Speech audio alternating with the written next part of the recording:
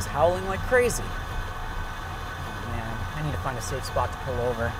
Oh man, that's not good.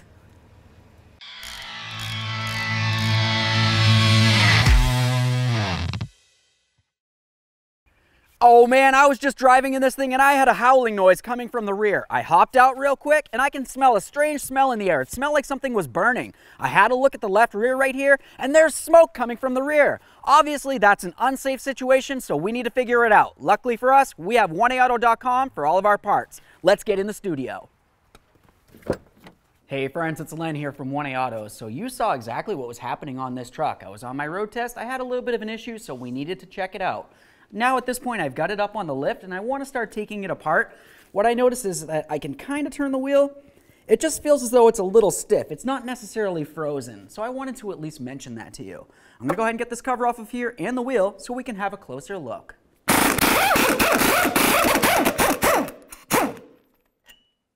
Alright, so now that the wheel's off of there, we're going to go ahead and pay attention to the heat of the rotor itself. We want to make sure that this is cool to the touch. I don't want anybody getting hurt by touching a burning hot rotor. Now the next thing that I'm going to do is just pay attention to this area along here. I can see there's a whole bunch of gunk and debris and everything else that's accumulating in this area, and if any of that got on the brake pads or the rotor, of course it's going to cause a little bit of an issue.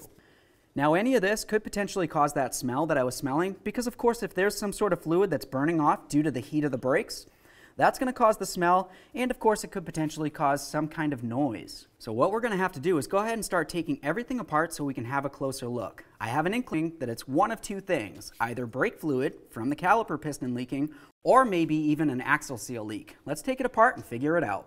We're going to have to go ahead and get the caliper off of here, so I'm going to remove the bracket from the back of the axle.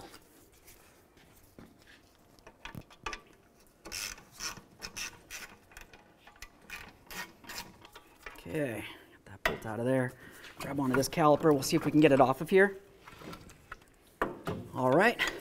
Now the next thing that we're going to have to do is try to inspect the area of the caliper where the fluid's going to be. And that's essentially inside behind this area where the inner pad is. So I'm just going to go ahead and try to push it out of the way. If you wanted to, you could also take apart the entire caliper to try to look at this. Now I went ahead and I took the caliper apart so we can have a closer look at this area here. These are your caliper pistons. And along here is where your caliper piston boots are. What you want to do is quickly inspect these. If you see any fluid that looks like it's coming out along here, that essentially means that your caliper piston's leaking brake fluid, and that of course could cause this issue where we have a lot of debris and gunk buildup. Now looking at this, I don't necessarily see anything that looks like fluids coming out of the caliper itself, so that essentially tells me that I'm not necessarily having an issue with the caliper so much as something else. As you can tell looking up inside here, you can tell where there's been a whole bunch of gunk that just gets kicked up inside this area, and of course it's probably getting on those brake pads. That's this area right along here. This is going to be the area that goes directly up against that brake rotor, causes friction, and stops the vehicle. If you find any gunk or debris that looks like this on the brake pads, you're going to have to go ahead and replace the brake pads as well. These ones overall look pretty good, so I can set these aside. We talked about the brake pads. Let's also talk about the rotor braking surface here. Looking at it, I can see that there are a couple hot spots on it, which would indicate that there might be a brake pulsation and an overheating condition. That's just something to note. I'm going to grab onto this, we'll give it a little wiggle, pop it off. Okay, so now at this point, I know for sure with my experience that I have a rear differential axle seal leak. Essentially, there's a leak allowing the gear oil to make its way down into this area and allowing it to get all over the brake shoes that are inside here. This can be very unsafe, but I want to show you exactly how I know what's going on. I'm going to take this apart so you can have a closer look. Let's get this off of here. Ooh. Okay, so the whole seal looks like it actually popped right out of here. This area right there is the bearing on this application. It should be in there. And then this area located right back here is actually the seal that should be pressed into this. There's a leak. Pull this off of there. Now, like I said, this should actually be on the back side of that hub right there. There are actually other differentials that look a little bit different than this, where you would have this pretty much same seal, but it would actually go onto the differential in the opposite direction, and then you would slide the axle right in there and it would make a seal. This one's a little bit different than most, but it is something that I want to talk about. Now this seal right here is for a free-floating differential. Essentially the hub that's in the back can free float a little bit, and so what needs to happen is it's kind of a two-piece seal. This inner portion right there is supposed to be able to spin while the outer portion can stay still. In between this inner portion and the rubber seal, there's actually a little spring in there. For that, you want to, of course, take a look at it and make sure that you can see that spring and it looks like it's seated perfectly. If for some reason the seal is damaged or broken and it looks like it fell out of there, well, of course, that's going to make it so it's not putting enough pressure on this inner aspect right here. And then you're going to have an axle seal leak. For our application in particular, you can tell that axle grease was actually making its way right out of this area. And of course, contaminating this entire area along here. Now, since we know that this seal is no good, let's go ahead and have a look at the bearings that are located behind it.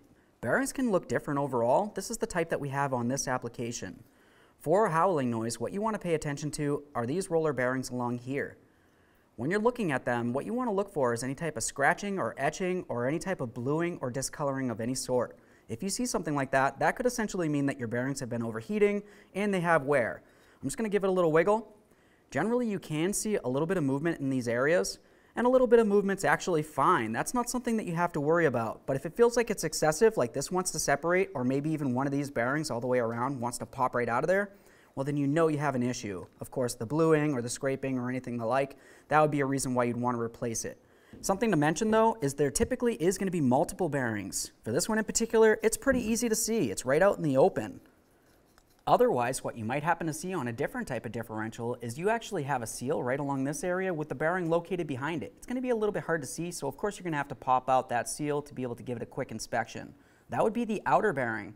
Generally, over towards the differential, you're also going to have an inner bearing in there. That one's almost impossible to be able to inspect without actually taking apart the differential. Generally, your differential is going to look just like this.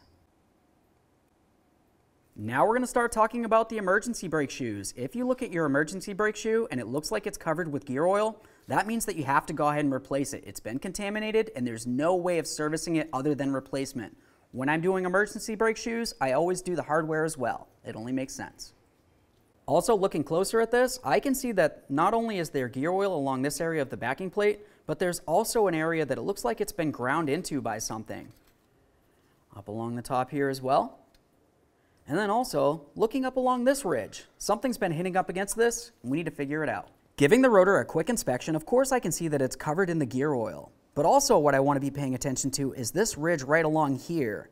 This ridge is going to be the area that presses right up near that backing plate, and if for some reason it's swollen in any areas or damaged, it could potentially be hitting up against that backing plate and causing our noise. With closer inspection, I can see that there's a little crack right here, and then as I look on the inside, I can see that that crack actually makes its way down quite a bit.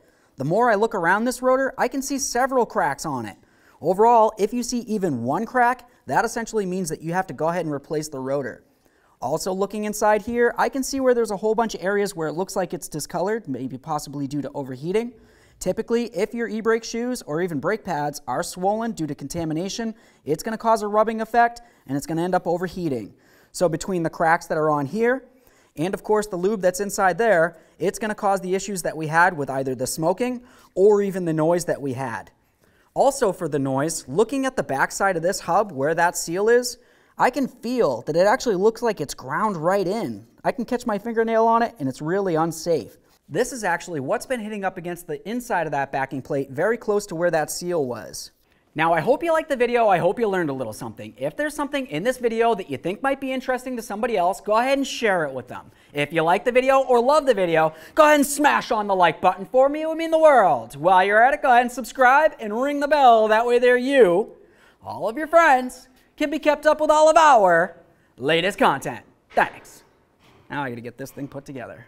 Are we cutting this at all? Like, are you gonna be putting in B-roll as I'm talking? This gives me a great opportunity to help